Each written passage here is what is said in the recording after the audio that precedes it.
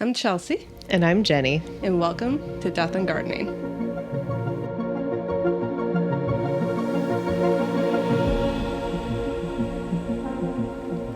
Today I'm going to tell you a story about David Fouts.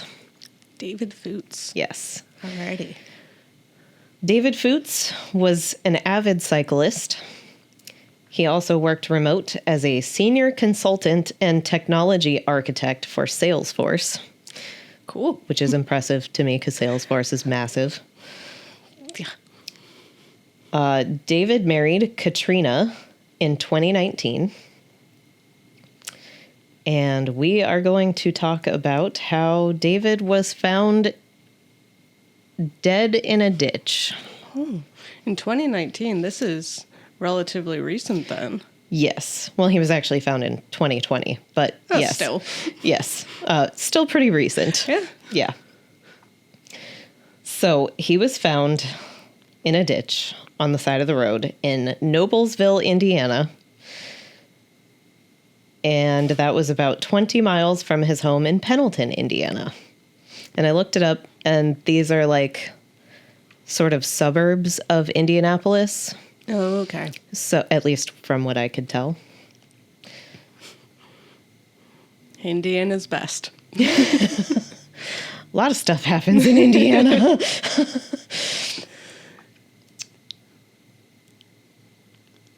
So a person spotted his body on the side of the road. And initially they said it looked like he was wearing a dog collar. He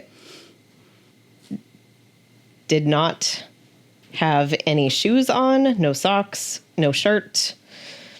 A long-sleeved shirt with blood was wrapped around his wrist. His pants pockets were inside out. He didn't have a phone or ID. He did have a few injuries on his body, along with duct tape residue on his wrist and ankles, and injuries consistent with being dragged, but no other obvious injuries. And pockets turned out, you'd think, robbery. Right. That would be, that's what I would think. Right. And then, obviously, as they looked at him a little bit more, they found that the lividity did not match the position the body was found in. And investigators determined that his body was dumped and that he had been dead for a few days. Dun, dun, dun. Yes. Yep. The autopsy revealed chunks of mushrooms in his stomach. There were at least 7 slices. Toxicology tests did not reveal the cause of death. A forensic pathologist could not rule out between poisoning or asphyxia and concluded David died of homicide by unspecified means. Interesting. Right? The asphyxia from poisoning? I guess. Like, yeah. Did they say the body had, like, strangle marks or any? Oh, okay. No, yeah, no marks of anything. I think I saw that there were cuts on his, like, thumbs. Oh. And then, yeah, like the drag Oh. marks or something. So. Okay. Yeah. So inconclusive. Yeah. So they did identify the mushrooms. Okay. They are Liophyllum canatum, also known as white dome cap mushroom. Oh, okay. And this mushroom contains muscarine, which is apparently a well-known toxin. Probably in the mycology world, but not in my world. I've never heard of that. Muscarine symptoms include sweating, producing excess saliva, slowing heartbeat, respiratory distress, coma, and can be lethal. Dang. The symptoms can begin 5 to 30 minutes after ingestion. That's fast. Yeah. And a lethal dose could be between 2 and 15 slices, depending on the toxicity of the mushrooms. Wow. So there'd be like 2 to 15 slices. It's either a little bit of a whole mushroom or 2 mushrooms, it sounds like. Right. Ish. And I don't know how big these are. The pictures don't look huge. Mm-hmm. But I don't know the scale. I feel like the small ones would be the most deceiving. Right. Yeah. Well, and they grow in clusters also. Oh, yeah. So, Yeah. yeah. This is, again, why I don't eat mushrooms. It's a sad day for me who does eat mushrooms. So muscarine is also usually undetectable after 72 hours. Oh. So the fact they were able to actually detect it still is lucky? This is the part. They didn't detect the muscarine. Oh, okay. They just know that the mushrooms that he had Has eaten it. produces that. Okay. But there's specific tests like involving the liver and like different things, I guess urine testing and stuff that you can detect it, but only in that like 72-hour window maybe. And when they did the tests, they didn't detect it because it had been a few days since he died that they discovered him. Okay. So investigators went to notify his wife, Katrina, of David's death, and they spoke with her and searched the house. And the affidavit said that it was by consent and also like a search warrant that they searched the houses, because there are multiple. And her name is Katrina Fouts. She told investigators that he had been suicidal multiple times over the years, and she felt guilty for not doing more to help him. She also brought up the husband of a woman he'd allegedly had an affair with the year before, and that he had come looking for David. Ah. There it is. Yep. So, It wasn't me. yeah. Investigators cleared them. Of course. This was also an interesting part because Katrina leased a house in Noblesville, so the place where David was found. Mm-hmm. She leased a house there for many years and referred to it as the country house. In one conversation, she claimed that she forgot about the house when they were asking her about it. Convenient. And then she later told investigators she went there daily to feed her cats. Oh, and the stories don't line up. And the dog collar that the like 911 call reporter person, when they said that it looked like he was wearing a dog collar, investigators found that it was actually a rifle sling. Okay. Yeah. Huh. And a rifle sling matching the one on David's body was found in the country house. Shocker. Color me surprised. So some more conflicting stories from Katrina. Mm-hmm. So David's phone was found in their house in Pendleton. And phone records showed that Katrina did not try to contact David after April 22nd. His body was found April 24th. She claimed she didn't try to contact him because she knew his phone was at the house. But there was a conflicting statement that she made that she did not know where his phone was until police found it during a search, and she acknowledged that she had seen it there. And she also did not inform police or anyone that her husband was missing. Yeah, I was going to say, if the phone is at the house, but the husband is not at the house, then you would think a concerned wife would ask multiple people, hey, have you seen him? Maybe.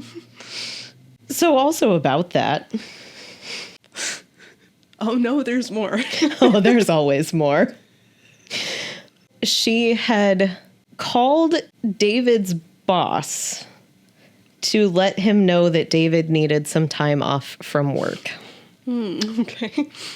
But then also on April 22nd, 2 days before his body was found, Katrina claimed that she had texted David multiple times, but he never replied.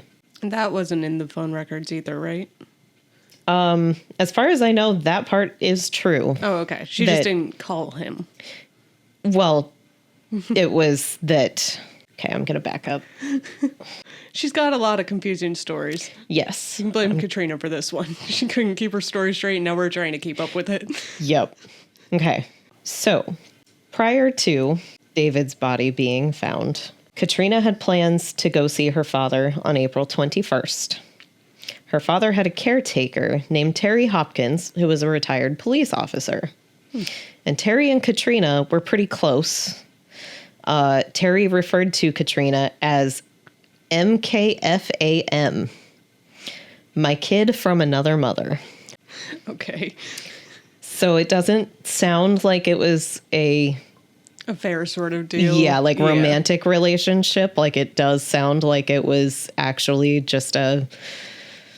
It's still weird to me, but it's okay. It's still weird, but could be weirder. Yeah.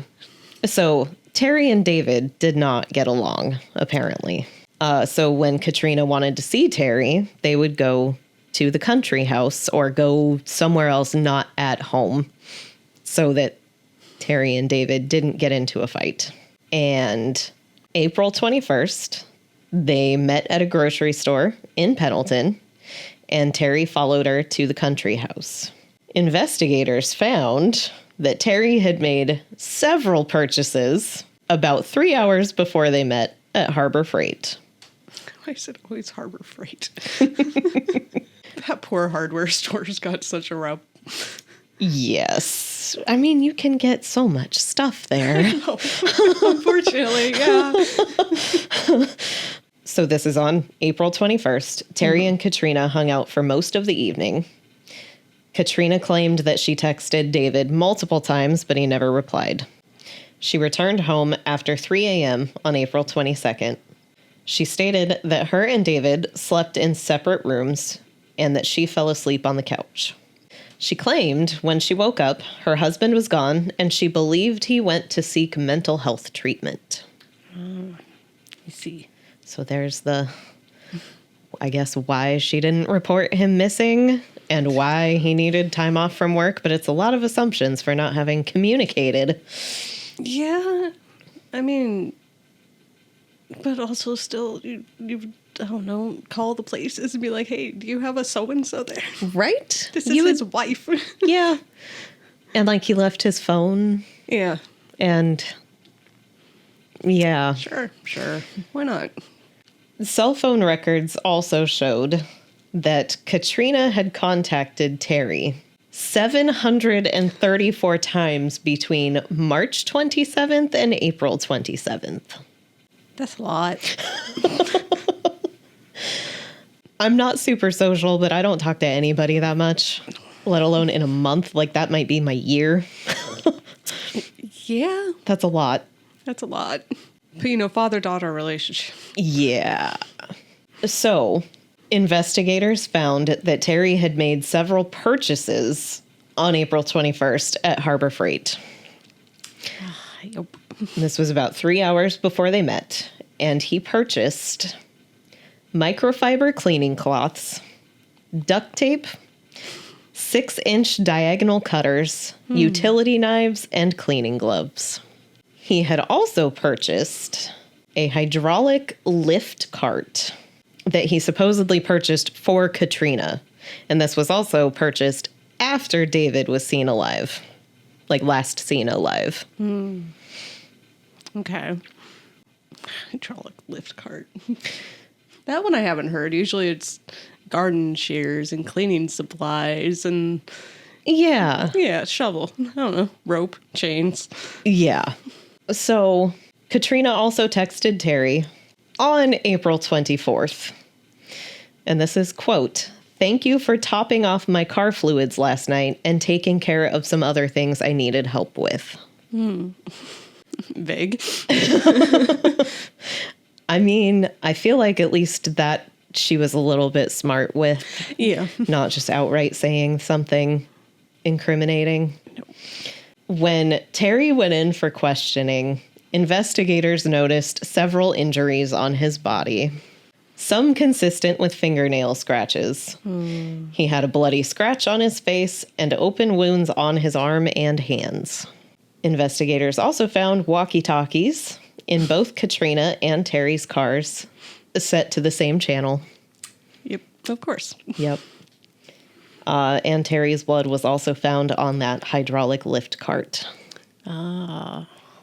Yes, that was at the country house, which is in the town where David was found. Yes. Yeah. An investigator spoke with Katrina on May 26th. He told her this is quote, she had to know that we knew she killed David Fouts. After a pause, she said, I know. He said, I then told her we just don't understand why it happened. And she replied, I know. So in the end of, this is not the end, but in the end of that investigation, they charged her with murder. Yeah. And conspiracy to commit murder and failure to report human remains. She was convicted of the level 1 felony, conspiracy to commit murder, and the class A misdemeanor, failure to report human remains, but she was found not guilty of murder. Interesting. I'm sure you'll get into it, but I have a theory. It's because her blood wasn't found on the actual crime scene, whereas Terry's was. And that could be part of it. But Terry died before trial. Oh, well. He was in really bad health. It wasn't like mysterious anything. He was just not doing good, and he died before trial. It's one last good deed was to help her, I guess. I mean, yeah, because I do feel like if he would have gone to trial, he probably would have been found guilty of murder. Probably. Because what I gather out of all of this is that they used the rifle sling to help move the body. But if he was in bad health, he would need the hydraulic lift cart. He would need the sling. He would need a lot of help. Yeah. And I'm sure she was there helping. But for sure. Also, was she? Because maybe she was there, but she was like, if you're the one that does it, then, you know. Maybe she was bait. Right. Or like, what is that term? Yeah. And that actually threw me through a loop because I thought the hydraulic lift would be for her. Like if she couldn't lift her husband to carry him or something. So that's actually kind of funny. But yeah, no, still needed. Makes sense. Yeah. Well, Terry's dead. Terry's dead. She's in prison for 34 years. Dang. Yeah. And then the fun story that I found, the side story. Yes. One of her exes told a story about when they were, I believe, living together. And I think I can't remember the story exactly, but he had like allegedly. Yes. He had like a close call of some kind. I don't remember if it was like an illness or like a car accident or something, but he had a close call. And she was like, what happens if you die and you leave me with like nothing? Like, you should get life insurance. Oh, God. And this man was like, okay, I guess I'll look into it because, yeah, sure, that's a good point, you know? And then he was looking in his garage one day and found a basket of, like, he was like, this doesn't belong here. I don't know what this is. And he looked at it, and it was a basket of grenades. Like, legit grenades. Just casually in the garage. And he was like, the chair that I sit in is, like, right above this. Oh. She's trying to kill me. She would have just blown up the house and walked away with a check, and it would have been, you know. And at least he figured it out. He's a smirker. He's like, no, not. Yeah. So I was like, I don't know how you would kill someone with a basket full of grenades without, like, being in close proximity and literally throwing one. And then how do you escape out of a garage where your neighbors are going to see you running after? Yeah, because even if you had the garage door open and you had one of the grenades, you're just like, and book it. Right, the garage door isn't going to close in time, and your neighbors are going to see you just running out of your garage and then an explosion. A basket full of grenades is going to be not a small explosion. No. So I'm not sure how she would have carried out that plan without being noticed, but like he had definitely the good idea to not be with her anymore, I think. I think he dodged a bullet. Yeah. Because it does not say, because she obviously has not admitted to anything. It does not say how she may have acquired mushrooms. But so the specific mushrooms that were found in his stomach can be confused with the very poisonous mushroom that is Amanita virosa, or the destroying angel. Which is one of the deadliest plants known to mankind, apparently. It's so pretty. It's just this lovely little white mushroom. Yeah, and they all look the same. Like, when I was looking them up, I'm like, I can't tell you the difference between these. She did at least choose a more subtle tactic. I'll give her that, I guess. She went from grenades to maybe just mushrooms. Right? Maybe we poison him a different way. Well, and it was on her phone that she had a screenshot of like a web page with information about that mushroom, but that was the super poisonous mushroom. Oh. The one that was found in his stomach is not the super poisonous one. So she absolutely thought she grabbed the super poisonous one, and it probably, it wasn't, obviously. Right, but like, I guess lucky to find the ones that do still have a toxin in it. Yeah. But it makes, I was wondering, I'm like, did she get the wrong ones? Or did she, like, I don't know what her actual goal was. If she really wanted the super toxic ones, or if she wanted the slightly less toxic ones that just make him easier to subdue and then Terry kill him, I guess, because... Yeah, that's so... Yeah, because, otherwise, with the other one, he would just have died. He wouldn't need all the extra... hydraulic lift or anything. He would just be dead. Yeah. So maybe that's why she fed it to him, and then it wasn't happening as quickly as she wanted. She's like, it's not working. Right. Yeah.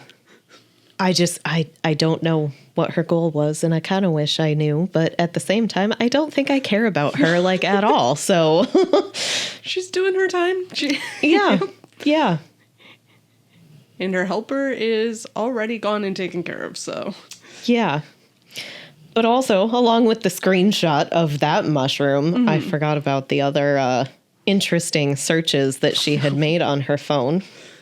I guess she took some kind of medication also. And after she had told police that, she thought he was suicidal or claimed that he was suicidal, there was a time that she searched for information on overdoses, and she claimed that she would count her medication to make sure that he wasn't overdosing, I guess. But so that was just more evidence that she had searched for information on overdosing. She was picking and choosing her path. She's like, all right, poisonous mushroom. We could go overdosing. Right. Well, because that was on April 10th. So he died 21st or 22nd. And so she was definitely planning this for a little bit. Yeah, no wonder she got booked for conspiracy of murder. It's like, no, you were looking the entire month on how you wanted to do this. Yes. And other searches on her phone included Know Your Rights, Spy Escape, How to Disappear Completely, How to Move Away and Never Be Found Again, and Fake Driver License ID USA. Dang, she just wanted to give up her whole identity and become a new person. I mean, this guy worked for Salesforce. I can imagine that his life insurance was probably pretty decent. Yeah, probably. So she probably could have had enough money to disappear, but that did not go her way. So I also thought it was a little bit funny that her searches are so incriminating, honestly. Investigators had their first formal interview with Katrina on April 26th. And there were very specific searches made after this interview. Oh, no. Just digging a deeper hole. This one doesn't make sense to me, but it's okay. In the state of Indiana, work with the bond be if someone were arrested for murder. It's a little typo of some kind there, but that's okay. Yeah. In the state of Indiana, what evidence needs to be present in order to get an arrest warrant for murder? Indiana homicide laws, crime of passion laws in Indiana, and my favorite, how to pass a lie detector test. I mean, that one's just stay calm. That one is, don't do it. Yeah, that too. It's not admissible in court. It's not admissible in court. Yeah. You don't need to do it. No, it's just a tool for the police to interrogate you. Yeah. And even if you did pass it, chances are they're going to come back and tell you that you didn't. For sure. So, yeah. Yeah. I'm pretty sure there have been people that were innocent who ended up failing lie detector tests anyway. Probably, yeah. Which is why it's I would fail so fast. Right. Like, they would think I'm lying about my name. Yeah. Oh, yeah, the second I'm asked a question, be like, I know they get a baseline. I would still, I don't know if they could get a baseline. That's what I'm saying. I'm like, yeah, No. I think my favorite searches, though, like, obviously there are some good ones in there, but I still like spy escape. Yeah. Yeah. Are you a spy? Right? No? Like, do you need, like, a super secret plane to come pick you out of, like, you know, like, what type of spy escape are we doing? Like, you need an evacuation? Like, I don't... Apparently the kind that she needed a new ID, driver's license, and name, and just to leave. Oh, that's crazy. Oh, for David. Yeah. What was it? He had an affair? That's what he died for? Is that the alleged reason? I think the alleged reason is for money. Oh, I think it's a life insurance issue, and I think it's, there were, like, she did claim that he was, like, mentally and physically abusive, which I'm not going to say that that didn't happen. There was a, like, court case that he had been charged with battery. It didn't say that it was against her, but I can assume that that it was against her because there was also a no contact order. And, like, they were married still. Yeah, and he was clearly staying at the house. Yeah, and they still stayed in the same separate rooms, as she said. But in the same house, and that would have been a violation of the no contact order. Like, what's the point of the no contact order? And I do get that domestic violence, like, people, you know, she could have gone back. Yeah. That is true. Yeah. So I'm not saying that he was perfect. No. I am saying that killing someone by mushrooms and potentially suffocating them is not the way to go. No. Because that took planning. It wasn't like a just immediate self-defense type situation. Yeah, that's not her other search of crime of passion. Yeah. This was calculated. Yes. Yeah. Well, that's okay. I don't need to go to Indiana anyway. Oh, man. Any other little fun facts? No, I'm just scrolling past my kid from another mother and just the fact that they would refer, or he would refer to her as literally in all caps, MKFAM. Like, that feels like... That's so long of an abbreviation. Yeah. That's weird. Weird guy. Also 700 times in a month. Yeah, that's... She not like her own dad that much? Like, what? Right? Had to be something. Yep. Hello, kitty. We have a visitor. Is that the sign? Are we done with this one? Don't. Oh. You're cute. Mike is not for you. Oh. Hey everyone, this is Phoebe. Audio listeners, you're missing a square box cat who's adorable. Yes. Good girl. Well, that was a case. I mean, I could definitely see poisoning somebody with mushrooms. There are so many of them. Yeah. Yeah.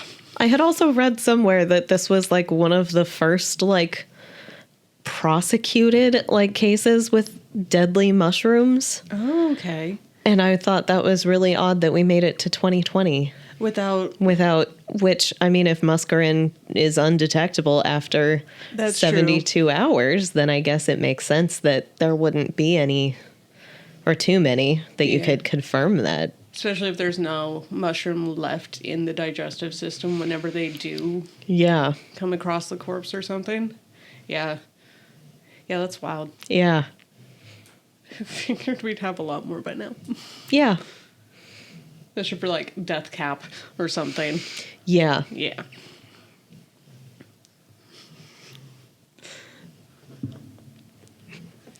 Oh.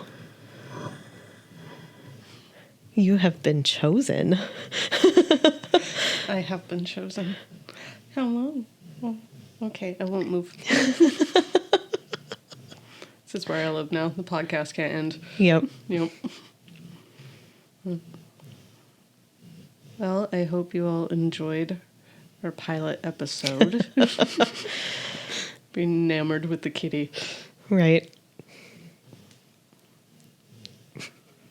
Don't chew on my necklace.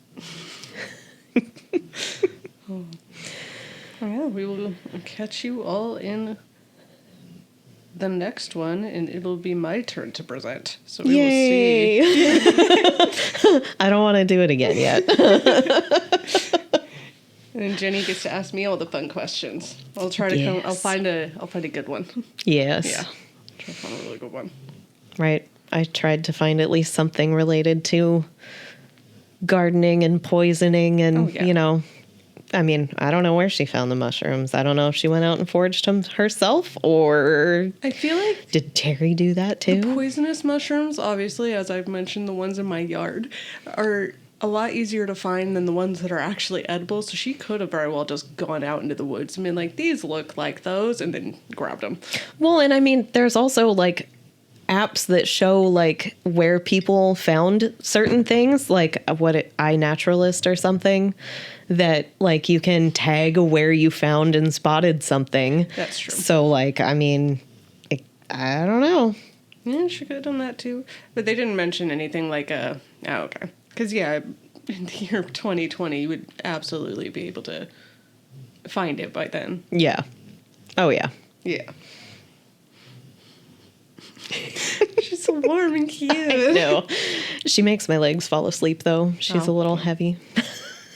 You're staying in the episode. Just so you're aware. Right. Oh. Bonk. Okay. Yeah, we'll catch you guys in the next one. It was fun. Yeah. Bye. Bye.